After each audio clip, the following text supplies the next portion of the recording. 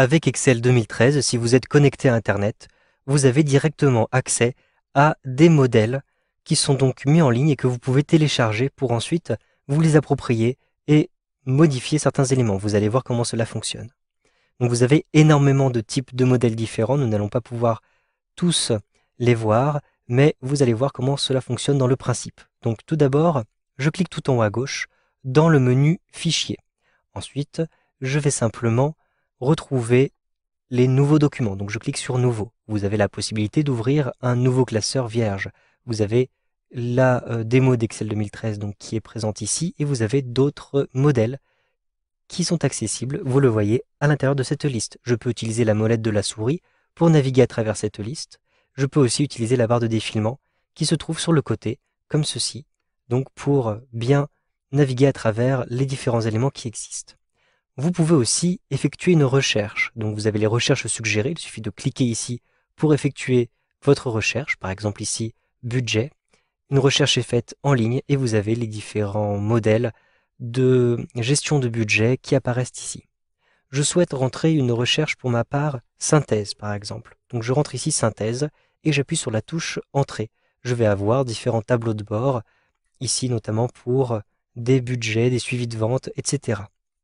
Ensuite vous avez diverses catégories qui sont précisées ici sur le côté.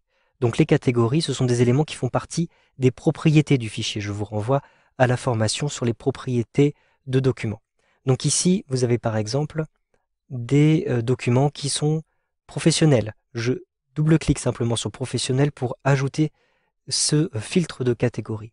Je souhaite aussi retrouver uniquement les éléments qui concernent les PME. Donc je peux double-cliquer à cet endroit-ci. Et vous voyez, je vais filtrer la longue liste. Pour supprimer ces catégories, pour supprimer les filtres, cliquez simplement ici sur la petite croix ou même cliquez simplement sur la catégorie, vous la désélectionnez.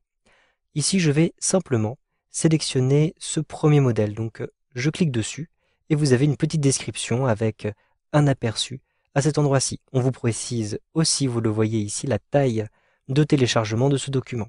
Cliquez sur Créer pour l'ouvrir dans une nouvelle fenêtre. Donc, vous le voyez, j'ai ici un tableau de bord avec des synthèses des avoirs et des dettes. Je vais ici simplement maximiser cette fenêtre pour que nous puissions mieux la voir. Donc ici vous avez deux feuilles qui vont vous permettre, vous le voyez, de relier donc ces informations ici avec le graphique et avec la synthèse qui apparaît dans la première feuille. Donc faites bien attention, dans les modèles vous avez souvent des éléments qui sont reliés comme ceci. Il vous suffit de cliquer ici sur une cellule pour avoir par exemple le détail des formules qui apparaissent à cet endroit-ci. Donc vous le voyez ici, il s'agit bien d'un total et ce graphique est effectué en fonction de valeurs qui se trouvent sur les autres feuilles. Donc ici par exemple, pour vérifier ceci, je vais regarder au niveau, ici sur le côté droit, donc je clique à cet endroit-ci, pour voir par exemple les différentes valeurs personnelles. Donc ici je sélectionne la résidence principale et donc par exemple je vais mettre 0 pour voir le résultat.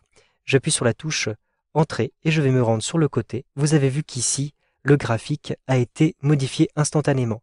Si je restitue ici, donc, à nouveau 233 000, comme ceci, j'appuie sur la touche Entrée et regardez le graphique sur le côté, je vais avoir une mise à jour automatique.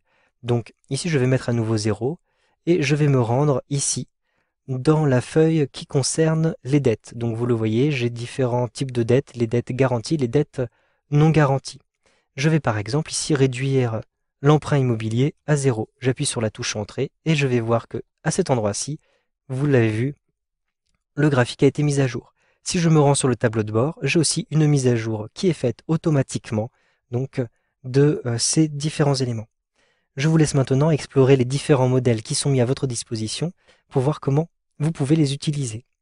Une fois que vous avez modifié votre modèle, cliquez simplement tout en haut à gauche dans Fichier, puis Enregistrer sous pour enregistrer votre modèle. Je vais l'enregistrer localement ici sur l'ordinateur et même sur le bureau.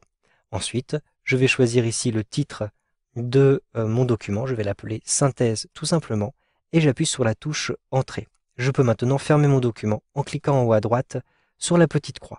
Je ferme ce nouveau document que j'avais ouvert précédemment et ici, vous le voyez, vous pouvez retrouver votre document. Donc en l'occurrence, je l'ai sauvegardé sur le bureau, c'est pourquoi il apparaît ici. Si je double-clique sur le document sauvegardé, je retrouve le document tel qu'il a été modifié. Vous savez donc maintenant comment utiliser les modèles en ligne proposés par Excel 2013.